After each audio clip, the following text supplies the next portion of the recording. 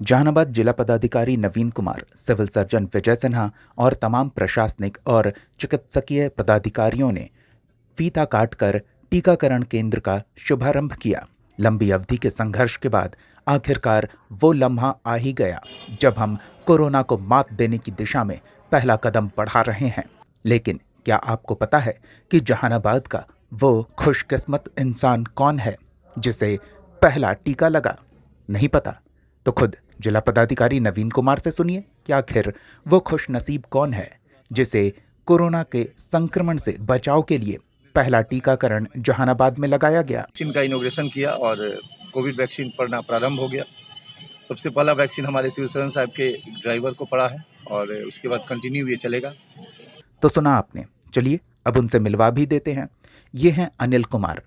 जहानाबाद निवासी अनिल कुमार सदर अस्पताल में बतौर सारथी सिविल सर्जन के साथ मौजूद रहते हैं।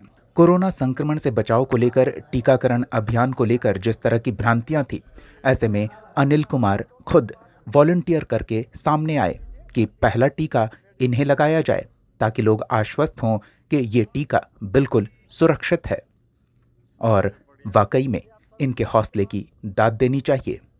अनिल कुमार वैसे भी स्वास्थ्य के प्रति काफी जागरूक हैं, एक राष्ट्रवादी इंसान जो नियमित योग करते हैं और दूसरों को भी स्वस्थ रहने के लिए योग करने के लिए नियमित जागरूक करते रहते हैं। इनका ये पहल सराहनीय है। टीकाकरण के बाद इनकी क्या प्रतिक्रिया रही, ये भी आपको सुनाते हैं।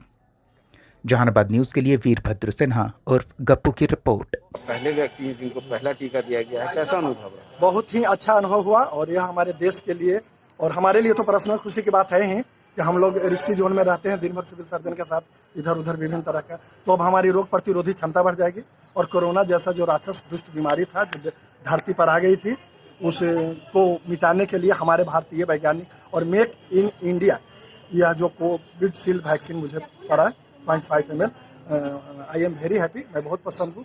और सभी लोगों से यह कहना भी चाहता हूँ कि सभी लोग अपने अपने परिवार को जिनका जिनका नंबर आए अफरा तफरी करके नहीं और अपना रजिस्ट्रेशन करा के यह वैक्सीन ले। भ्रांतियाँ को दूर करने के लिए ही हम आगे बढ़कर, और अल्फ़ाबेटिकल नाम भी मेरा इसे अनिल ऐसे है, तो वह कुछ था, कुछ लोगों में अभी भी है, मतलब इसके पहले तक था। वो भ्रांतियों को दूर करने के लिए ही हम इसको में आगे बढ़कर, और मैंने प्रपोजल दिया कि हम दिल्ली को दीजिए, आधा घंटा बिफोर दीजिए। और हम जान रहे हैं कि हमारे देश के महान वैज्ञानिक इसमें लगे हुए हैं, सरकार के सारे अंग लगे हुए हैं, कहीं से कुछ तरह रह नहीं सकता। हम लोग बुद्धिजीवी तो सोच ही नहीं सकते कि इसके बारे में कि इसमें कुछ अलग बलग भी होगा।